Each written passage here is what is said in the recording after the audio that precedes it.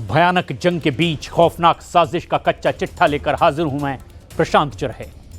France ने नई एटमी missile दिखाकर के पुतिन की टेंशन बढ़ा दी है। नेटो सदस्य फ्रांस परमाणु हमला करने वाली मिसाइलों से राफेल जंगी जेट को लैस कर रहा है। उधर नेटो के बढ़ते खतरे को देख करके अब रूस ने भी कीव पर हमले और ज्यादा तेज कर दिए हैं और ऐसे में अब यूक्रेन के कई इलाकों पर एक के बाद एक रूस के भयंकर हमले हो रहे हैं। पहले तो सिर्फ पूर्वी यूक्रेन को ही ज्यादातर अपने निशाने पर पुतिन ले रहे थे, लेकिन अब एक बहुत बड़ा इलाका यूक्रेन का है जिसे पूरी तरह से अब पुतिन अपने कब्जे में लेना चाहते हैं। लेकिन पुतिन के परमाणु तेवरों से यूक्रेन से लेकर यूरोप तक हड़कंप मचा हुआ है। यूक्रेन की राजधानी कीव पर रूसी हमलों की जो तस्वीरें अब सामने आई है वो हैरान कर देने वाली हैं। एक तरफ परमाणु धमाके जैसी तबाही नजर आ रही है और दावा यह किया जा रहा है कि इस वक्त रूस ने पूर्वी यूक्रेन और दक्षिण यूक्रेन हमले और ज्यादा तेज कर दिए और उसकी वजह से यूक्रेनी सेना में भगदड़ मची हुई है और पिछले 500 घंटों में रूसी सेना यूक्रेन के 7 मोर्चों को पूरी तरह से जीत चुकी है।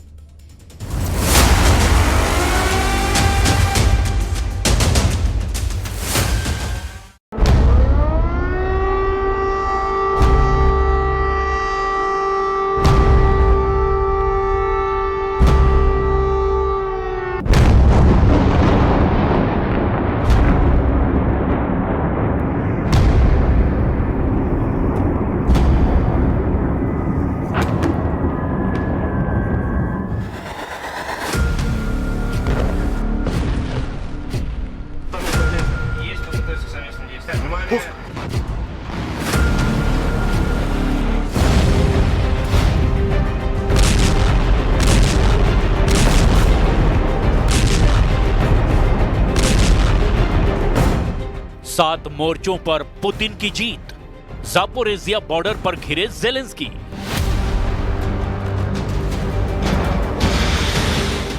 एक 1360 दिन से ज्यादा की रूस यूक्रेन जंग में अब रूस की सेना दौड़ा दौड़ा कर यूक्रेनी सेना को मार रही है। जो खबरें आ रही है वो चीख चीख कर कह रही है कि अब ज़ेलेंस्की का यूक्रेन पूरी तरह से तबाह होने लगा है। आप इसी से अंदाजा लगा सकते हैं कि इस वक्त रूसी सेना पूर्वी यूक्रेन के साथ साथ दक्षिणी यूक्रेन पर भी जमकर हमले कर रही है। यहां तक कि दक्षिण पूर्वी यूक्रेन के ज़ापोरिज़िया पर रूसी सेना के तूफानी हमलों ने यूक्रेनी सेना को बुरी तरह से तबाह कर दिया है। पिछले दिनों इस अकेले इलाके में 3000 से ज्यादा यूक्रेनी सैनिक मारे गए हैं। इसके अलावा पूर्वी यूक्रेन का किला कहे जाने वाले पोक्रोवस्क में 300 से ज्यादा रूसी सैनिकों ने भीषण सर्दी और घने कोहरे का फायदा उठाते हुए जबरदस्त घुसपैठ कर ली है। रूसी युद्ध ब्लॉगर्स ने मैड मैक्स तरीके का एक वीडियो जारी किया है।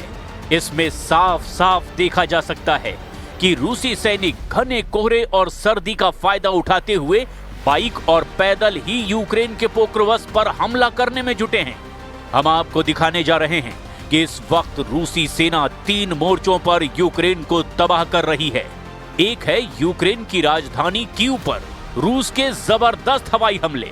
दूसरा है दक्षिण पूर्वी यूक्रेन के ज़ापोरिज़िया में रूस के ताजे हमले, जहां पर खुद ज़ेलेंस्की अग्रिम मोर्चे पर अपने सैनिकों का हौसला बढ़ाने में जुटे हुए हैं।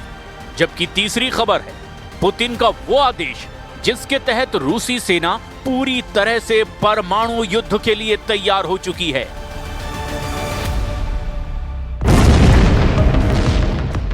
पुतिन ने जीते 7 मोर्चे, कीव में मचा कोहराम।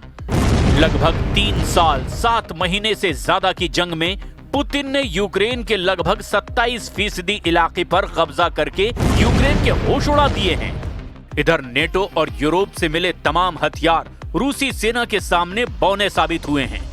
इस वक्त ताजा हालात ये है कि रूसी सेना ने पूर्वी यूक्रेन के साथ साथ उत्तर पूर्वी यूक्रेन के वोचांस्क पर हमले बेहद भीषण कर दिए हैं। इसके बाद से अमेरिका और नेटो को एहसास हो चुका है कि रूस की जीत 100% पक्की हो चुकी है।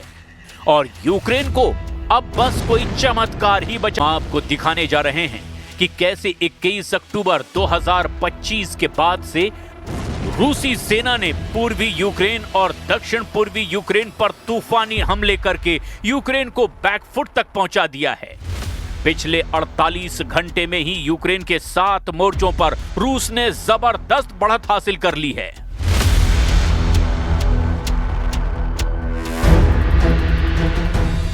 पिछले 72 घंटे में यूक्रेन और यूक्रेनी सेना पर जिस तरह से रूसी सेना ने हमले किए हैं, उससे साफ है कि पुतिन जब तक अपना लक्ष्य पूरी तरह से हासिल नहीं कर लेंगे, तब तक वो यूक्रेन पर हमले जारी रखेंगे।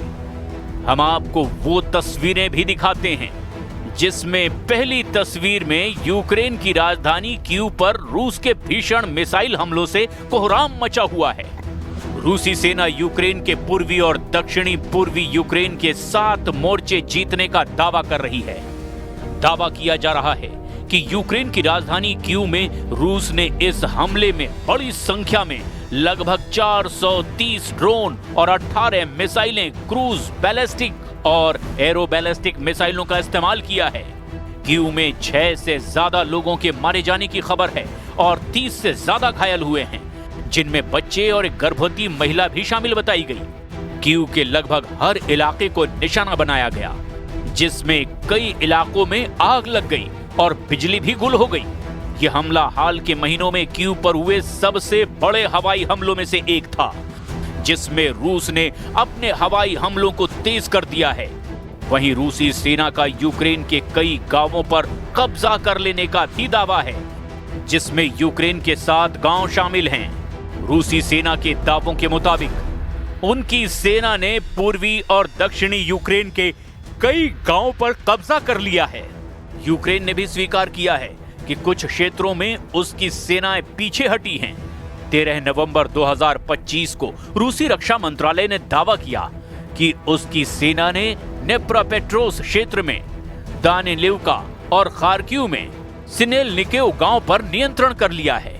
12 नवंबर 2025 को यूक्रेन के शीर्ष सैन्य कमांडर ने स्वीकार किया कि दक्षिण जापोरेजिया क्षेत्र के कुछ हिस्सों में स्थिति काफी बिगड़ गई है और यूक्रेन की सेना ने 5 गांवों से वापसी की है।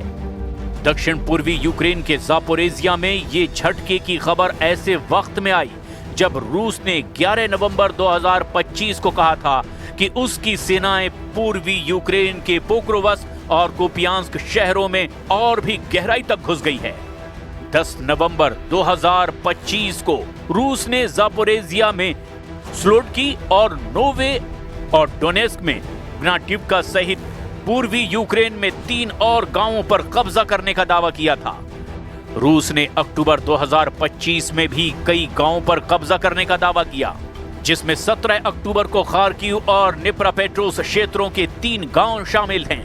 ये दावे ऐसे वक्त में सामने आए जब अमेरिका के राष्ट्रपति डोनाल्ड ट्रंप ने रूस और यूक्रेन के बीच शांति समझौते के लिए प्रयास शुरू किए हैं। इस बीच यूक्रेन ने रूसी सैन्य ठिकानों पर हमला कर दिया, जिसमें क्रीमिया में एक तेल टर्मिनल और जापोरेजिया में एक तेल डिपो शामिल है। रूसी युद्ध ब्लॉगर मैड मैक्स ने एक वीडियो पोस्ट किया, जिसमें लगभग 300 रूसी सैनिक यूक्रेन के पोक्रोवस्क के अंदर साफ देखे जा सकते हैं। 10 नवंबर को सोशल मीडिया पर जारी किए गए वीडियो में रूसी सेना घने कोहरे में सड़क पर वाहन और मोटरसाइकिल चलाते हुए दिखाई दे रही है। रॉयटर्स ने वीडियो में दिखाई देने वाली सड़क की स्थिति संकेतों के आधार पर पोक्रोवस्क के स्थान की पुष्टि की है, यानी रूसी सेना ने यूक्रेन की भीषण सर्दियों को भी अब यूक्रेन के खिलाफ हथियार बना लिया है। United States of America need to be open to the opportunities of long-distance weapons, long-range weapons. That is very important, even as a deterring factor. We need to have it, to use it. We need the support of the US. We need the support of President Trump about that. And it will be a decisive pressure against Russia. Zaporizhzhia border पर घिरे Zelensky के Ukraine पर Putin ने octopus की तरह जकड़ बना ली है।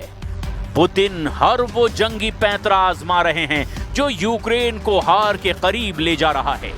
पुतिन ने 21 अक्टूबर को बड़ी परमाणु जंग का अभ्यास किया।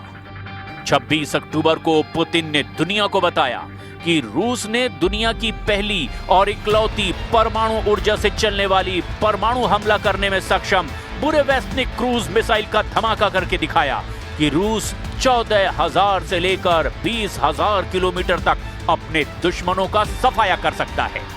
और इसके बाद 29 अक्टूबर को पुतिन ने दुनिया को ऐसा समुद्री परमाणु क्षमता वाला ड्रोन दिखाया जो दुश्मनों के लिए सुनामी वाला काल साबित हो सकता है।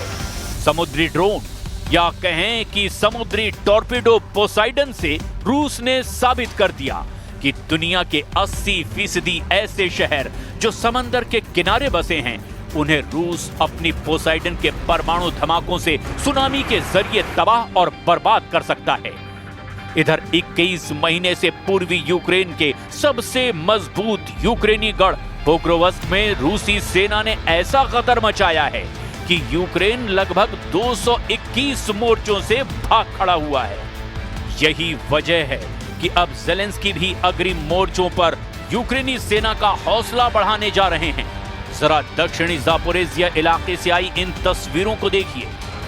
राष्ट्रपति व्लादिमीर ज़ेलेंस्की ने दक्षिणी ज़ापोरिज़िया क्षेत्र में अग्रिम पंक्ति के पास सैनिकों से मुलाकात की है, क्योंकि यूक्रेन की सेना ने कहा है कि उसने इस क्षेत्र में रूस के कब्जे वाले एक तेल संयंत्र पर हमला किया है। ज़ेलेंस्की ने एक्स पर पोस्ट किया कि उन्होंने 13 नवंबर 2025 को अग्रिम पंक्ति के शहर ओरिखीव के पास 65वीं सेपरेट मैकेनाइज्ड ब्रिगेड की कमांड पोस्ट का दौरा किया और सैनिकों के साथ अपनी मुलाकात की तस्वीरें भी प्रकाशित की। जानकारों का दावा है कि ज़ेलेंस्की को भी एहसास हो चुका है कि रूसी हमलों की वजह से यूक्रेनी सेना का हौसला बेहद तेजी से गिर रहा है। यही वजह है कि ज़ेलेंस्की ने दक्षिणी ज़ापोरिज़िया के युद्ध मोर्चों पर मौजूद यूक्रेनी कमांडरों से खुद मुलाकात की है। Балістики, щонайменше 25 балістичних ракет було. Також були аеробалістичні та крилаті ракети. Ще більш ніж 450 безпілотників різних типів. Дуже наглий. Багато в чому удар демонстративний. Тиску на Росію замало, і будь-які послаблення в уже існуючих форматах тиску тільки мотивують Путіна затягувати цю війну, завдавати більшої шкоди нашій країні, нашим людям. Слабкість реагування на російську наглість, саме наглість. इन हालातों को देखते हुए ट्रंप भी मान चुके हैं कि राष्ट्रपति पुतिन ही युद्ध के असली बॉस और खिलाड़ी हैं। चमत्कार युद्ध से बचेगा यूक्रेन, ट्रंप ने माना युद्ध के बॉस पुतिन। 1359 दिन से यूक्रेन को जिताने के लिए अमेरिका, नेटो और यूरोपीय देश एड़ी चोटी का जोर लगा रहे हैं, लेकिन रूस लगातार यूक्रेनी इलाके जीतता हुआ चला जा रहा है। राष्ट्रपति ट्रंप को यकीन था कि पुतिन पर दबाव डालकर वो युद्ध रुकवा देंगे, लेकिन पुतिन ने ट्रंप की याराना चाल की धज्जियां उड़ाते हुए यूक्रेन पर हमले और तेज कर दिए। जब से ट्रंप अमेरिका के राष्ट्रपति बने हैं, उसके बाद से पुतिन ने यूक्रेन की 5,000 वर्ग किलोमीटर जमीन पर कब्जा कर लिया है। ट्रंप यूक्रेन की 1 इंच जमीन भी रूस से वापस नहीं छीन पाए हैं। अब ट्रंप ने मीडिया के सामने खुद मान लिया कि रूस यूक्रेन में अभी रुकने वाला नहीं है और वो और ज्यादा बड़े इलाके पर कब्जा करना चाहता है। ट्रंप ने पुतिन का नाम लिए बगैर ही माना कि रूस को यूक्रेन में काबू करने में अभी सफलता नहीं मिली है। Basic dispute is they just don't want to stop yet, and I think they will. I think it's taken a big toll on Russia, big toll on both countries, obviously, but it's taken a big toll. They're losing 7,000 soldiers a week. That's a big toll, and between the two of them, divided. You know, with Russia losing more soldiers, actually, but they're both losing a lot of people. I inherited the war, and I think we're going to get it ended, not too distant future.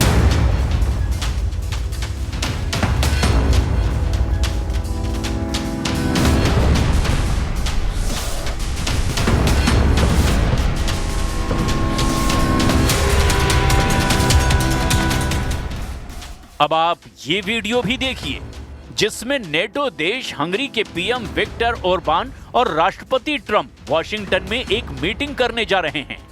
इस meeting से पहले जब media ने Viktor Orban और Trump दोनों से पूछा कि क्या यूक्रेन जंग जीत सकता है, तो ट्रंप और विक्टर ओरबान दोनों ही मुस्कुराने लगे और कंधे उचकाते हुए पीएम विक्टर ओरबान ने ट्रंप के सामने ही कह दिया कि यूक्रेन को जंग कोई चमत्कार ही जिता सकता है। हम आपको ये भी बता दें कि नेटो देश हंगरी शायद इकलौता ऐसा देश है जो रूस और पुतिन का कट्टर समर्थक है और ट्रंप इससे खफा रहते हैं।